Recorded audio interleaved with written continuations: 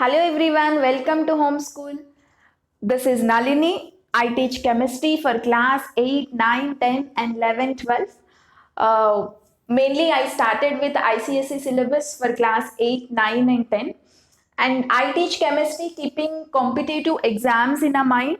Okay. And today I am starting with the most fundamental chapter called the language of chemistry, which comes under class 9 syllabus. And remember, don't forget to subscribe our channel to learn the chemistry in the easiest way.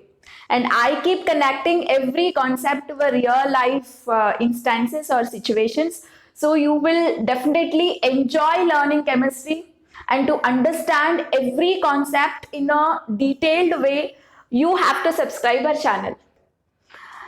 Coming to the chapter, the language of chemistry, one of the most essential chapter or the one of the most important concepts we are learning under a chapter, which are very important to understand the complex aspects of chemistry chapters that you will be learning in the future.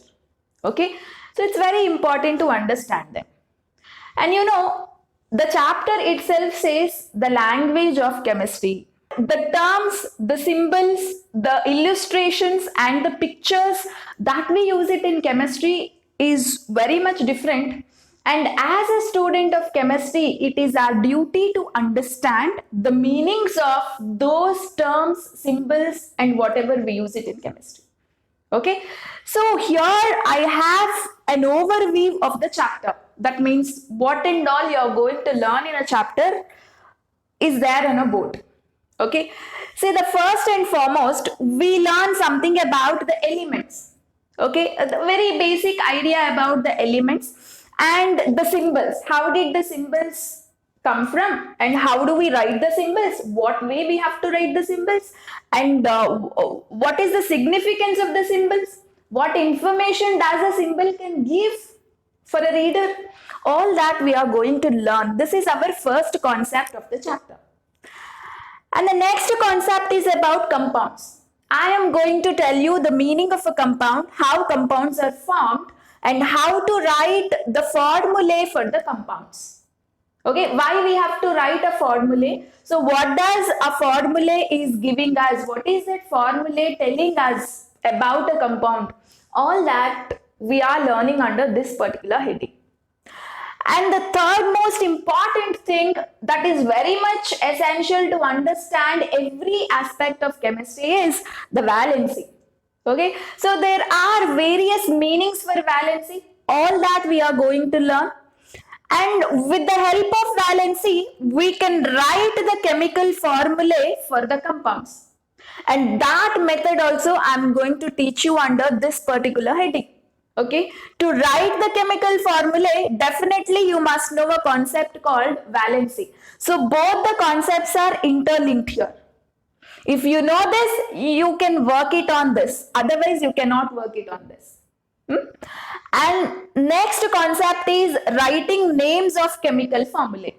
Once you write the chemical formulae, how we can call the formulae with? What are the different types of compounds and how they are named differently? All that we are going to learn under this particular heading. And the next important topic is balancing equation.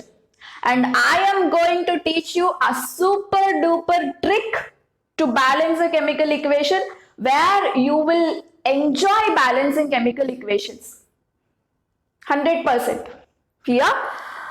And next concept is relative atomic mass and relative molecular mass. We are going to learn what do you mean by atomic mass and what do you mean by molecular mass and how we can calculate them and why do we call them with the word relative. You have a long story behind this. Very interesting story. And all those you are learning under this particular heading.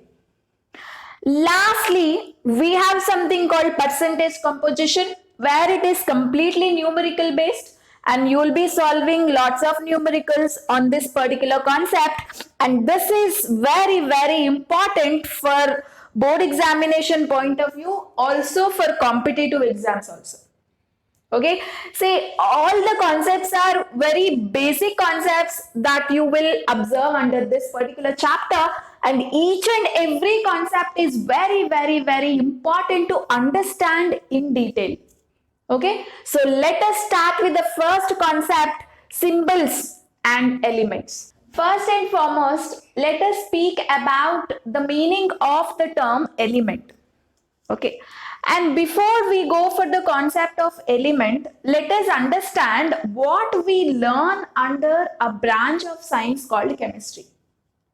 See, chemistry is all about study of elements and their properties. Study of elements and their properties. You know, whatever you see and whatever you touch, living or non-living organisms, everything contain elements. Say for example, the food we eat. What do you mean by a food? Food is nothing but glucose, isn't it? Food is nothing but glucose. So what is a glucose? Say now I'll give the formula for a glucose, that is C6H12O6. So this is what chemically glucose is. Okay, so in this glucose you have an element called carbon, you have an element called hydrogen, you have an element called oxygen. See, glucose is nothing but a combination of three elements. What are they? Carbon, hydrogen and oxygen. And we ourselves is nothing but a chemical. You know, our skin, our hair, each and everything is made up of one or the other element, mainly carbon. Okay, so we are the main substitute of carbon actually. Here everybody. So everywhere, whatever you see is all about elements only. So how do you define this element? Element is a pure substance. It is nothing but a pure substance which is made up of small particles called atoms. Okay, and element cannot be divided further. We say element cannot be divided further, and this is a pure substance which is made up of small particles called atoms. Okay, in nature we have around 118 elements. 118 elements. And these 118 elements have been very beautifully arranged in a particular pattern. Okay, to study them in a convenient way and in a comfortable way, scientists have arranged them in a beautiful pattern, and that is what we call periodic table. You can observe the picture that is displayed. Okay, and this is what we call periodic table, where we will find all 118 elements have beautifully arranged on one particular concept. And about the concept and about the elements we will discuss later in the chapter called periodic table. Okay, just try to observe the periodic table here. And you know, those elements have a particular name. Okay, the first element is hydrogen there. The first element is hydrogen. Okay, say, but scientists have not used the word hydrogen. That hydrogen, in shortcut, they represented with the letter H, isn't it? You can observe the H, that is the first element. Actually, what is the element's name? Hydrogen. But you know, if you keep on writing their names, it becomes a very long table, and to make the things more conveniently, instead of writing their names in an elaborate way, we use a shortcut just to represent an element. And those shortcuts, we will call it as symbols. Okay, understood everybody?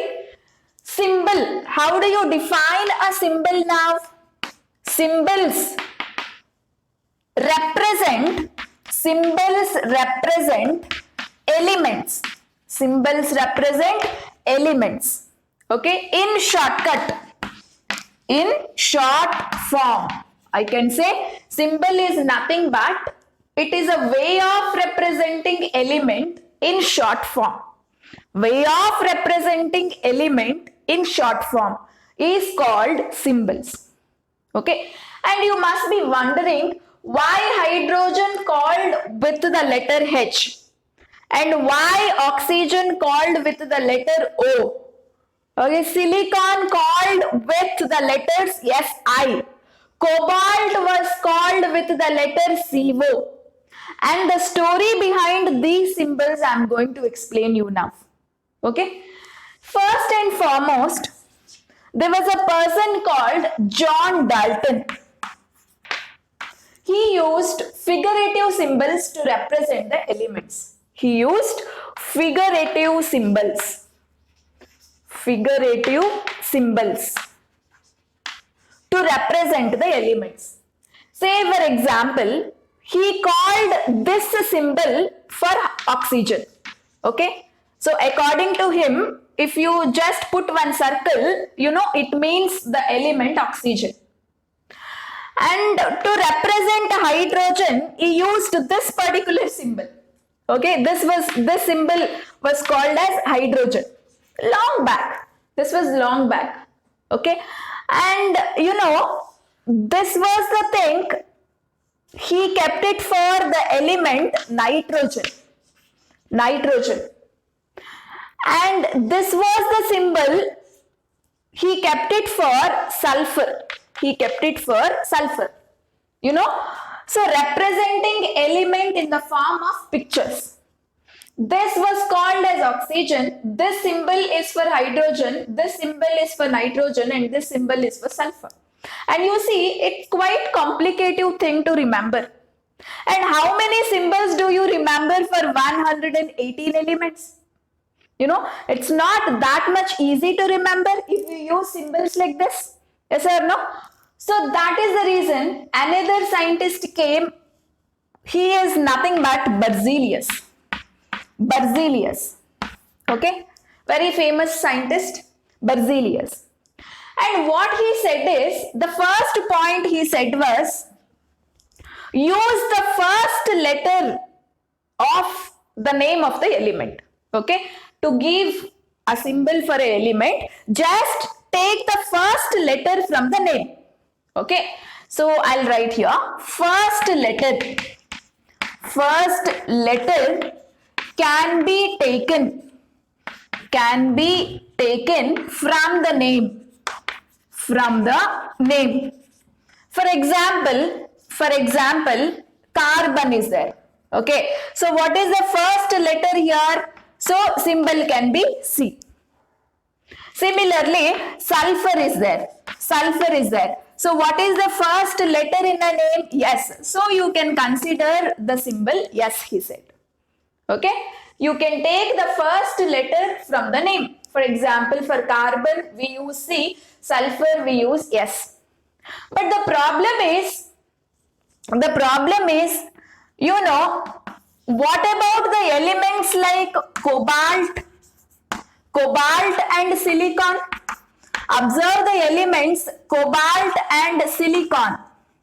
Okay, so in these elements also you have the first letter C only. Here also you have a first letter S, right?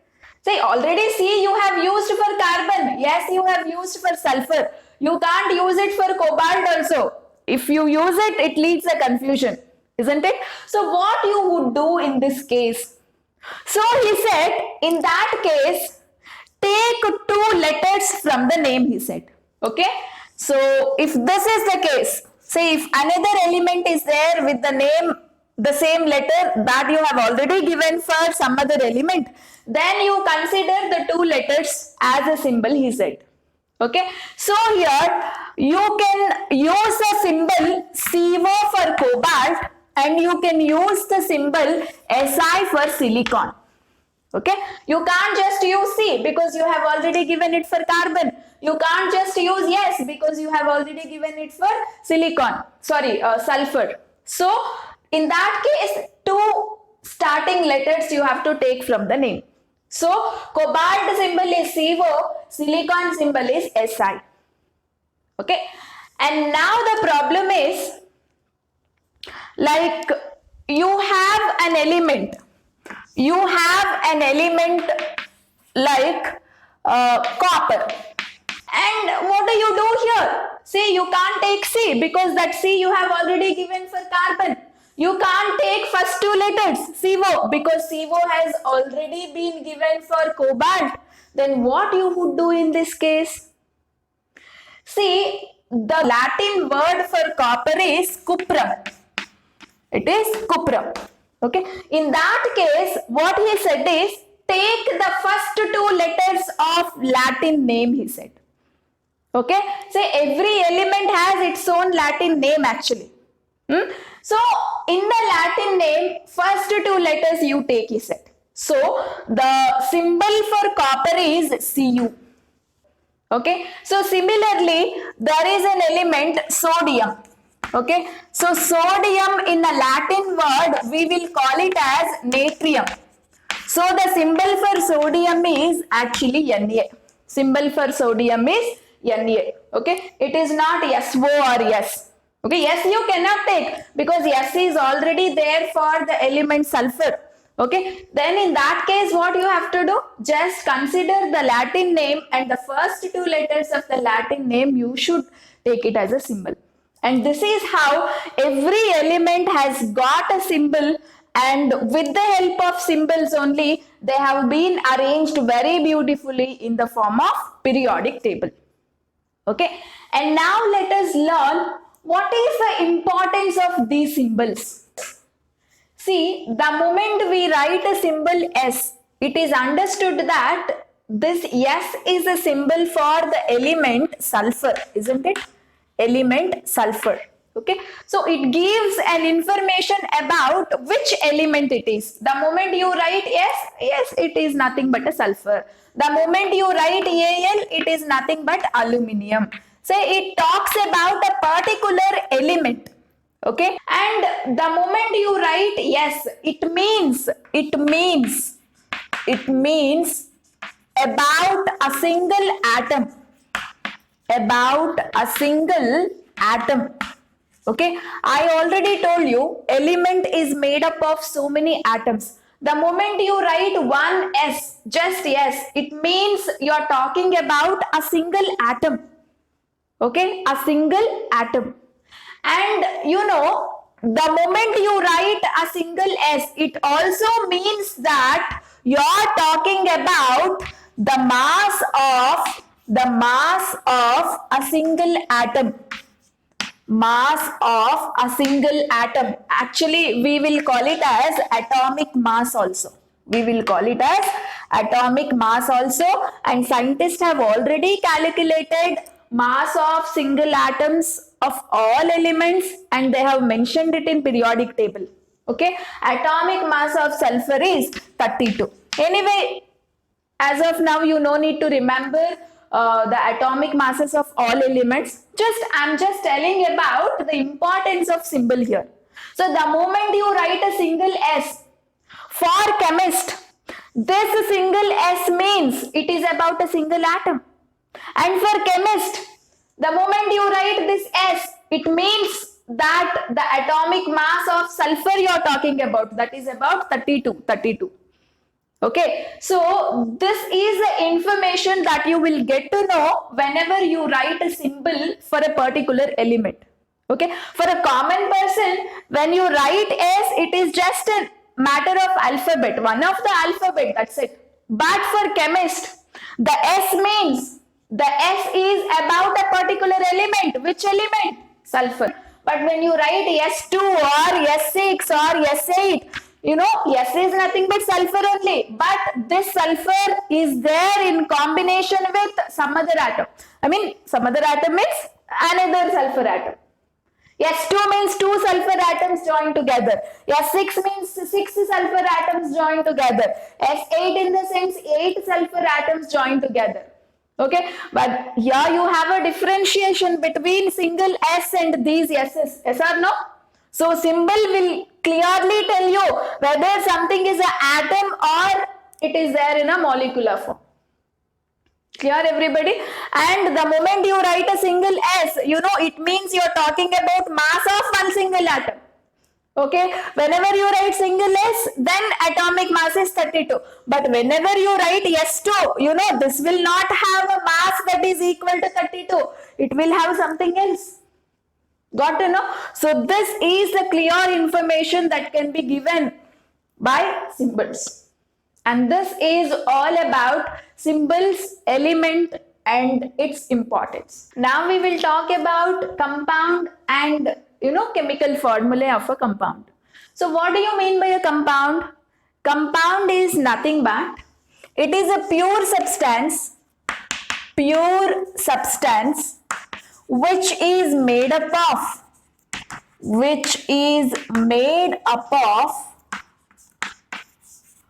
two or more atoms of different elements in a fixed ratio or proportion, you can say, in a fixed proportion. This is what we call compound. Okay, this is the chemical definition of a compound. Say for example, H2O is there. H2O is called as a compound because you see this particular compound has two elements, isn't it? Hydrogen atoms are there, two hydrogen atoms are there, and one oxygen atom is there. Both of them have combined and you got a different chemical. That is what we call compound. Now you can read the definition. Pure substance which is made up of two or more atoms of different elements. Made up of two or more atoms of different elements in a fixed proportion. Okay, say what is the proportion of hydrogen and oxygen here? They have combined in the ratio 2:1, isn't it? They always combine in a particular ratio by mass or by volume. Clear, everybody? Say for example, glucose is there, C6H12O6. Say three elements have been combined in a particular ratio. Can you all tell me the ratio of carbon, hydrogen and oxygen in this molecule? I can say 1:2:1. They have combined in this particular ratio. They formed as one particular chemical called glucose. Okay, and the properties of a compound is entirely different from the properties of individual element. This is very important point to be understood. Okay, properties of the compound is entirely different from the properties of element which have been combined to form that particular compound. That means you all know the properties of water. Water is a liquid. Yes or no? Just imagine water is a liquid. It is available as liquid. But how does hydrogen available in our nature? Gas. How is oxygen available in our nature? Gas. This is a gas. This is a gas. But when both combined, it is no more hydrogen, it is no more oxygen now. It is something else. What is that something else? Water, which is completely different from the individual elements. This is what the important point that you must remember. So, this is about the compound. And now, okay, see, this is what we call water, we know. You know, instead of calling water, you should have a shortcut to represent water, no? What is that shortcut? This is the shortcut. Okay, see this particular thing, this is what we call chemical formula. Chemical formula. So what do you mean by a chemical formula? It is a way of representing compound, with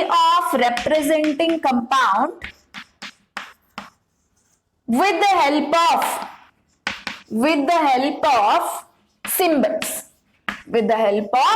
symbols. Okay, so using the symbols of the elements which have been combined, you are representing a compound. That is what we call chemical formula.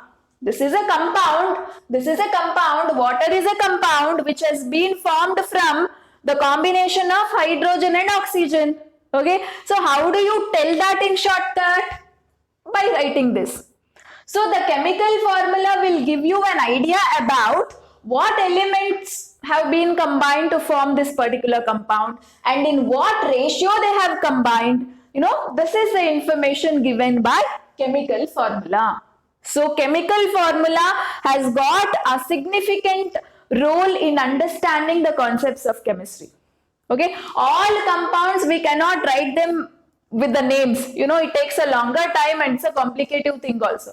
So you must know their shortcuts. So what is the shortcut? What is a better way of understanding about a compound? By writing their chemical formula. Clear everybody? So in the next video, we are going to learn how to write such formulae, such chemical formulae for various types of concepts. And for that, you need to understand a concept called valency.